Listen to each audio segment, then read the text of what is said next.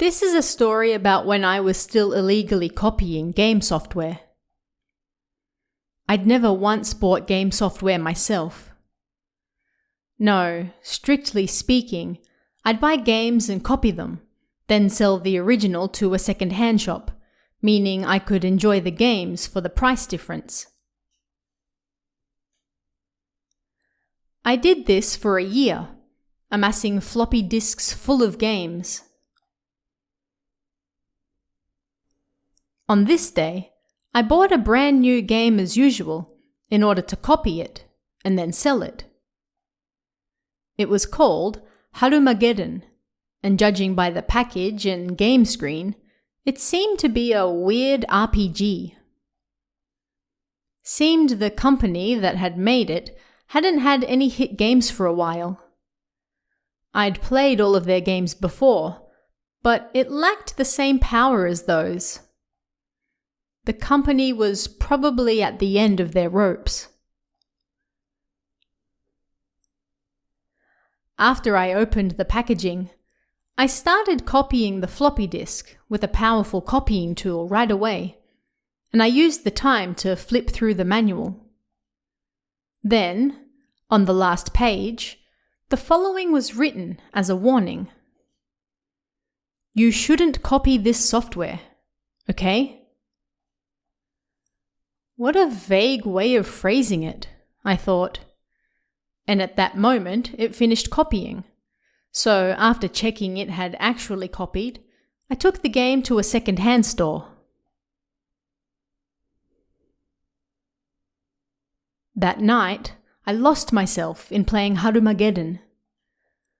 I bought it for 9,800 yen, then sold it for 5,000 yen.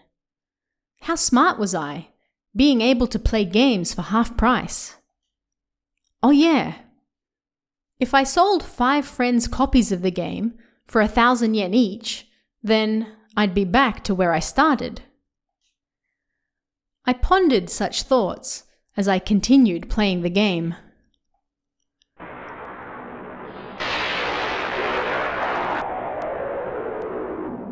A blackout? I was so absorbed in the game that I didn't even notice it was storming outside.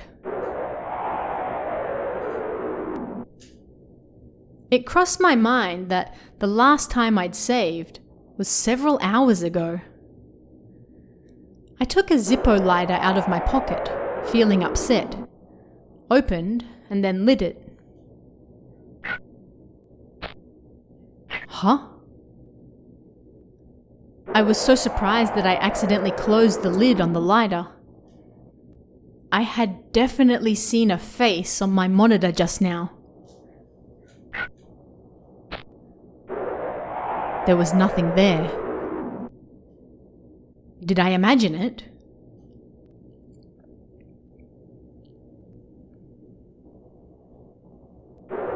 I waited for a while for the power to return with the lighter on, but it didn't look to be coming back anytime soon. Thinking that the cause of the blackout might not be lightning but just the breaker, I decided to go take a look and tried to stand up from the chair. I couldn't move. Was this that so-called paralysis? Nah!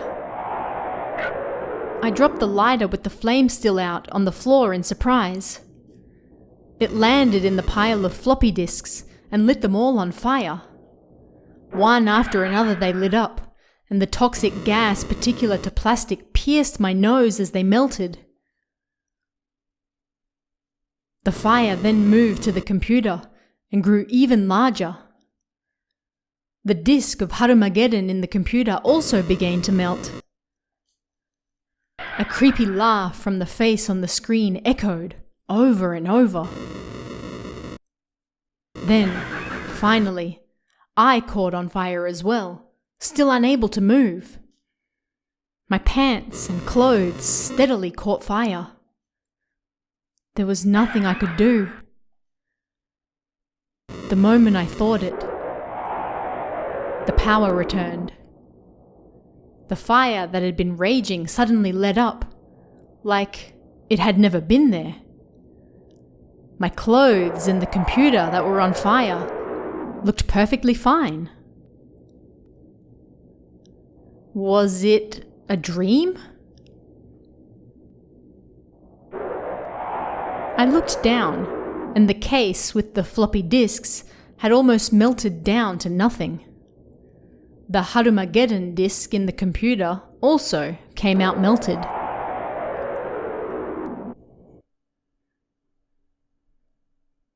I later heard the person who created that game died from overworking just after he finished it. The face on my screen was no doubt that creator.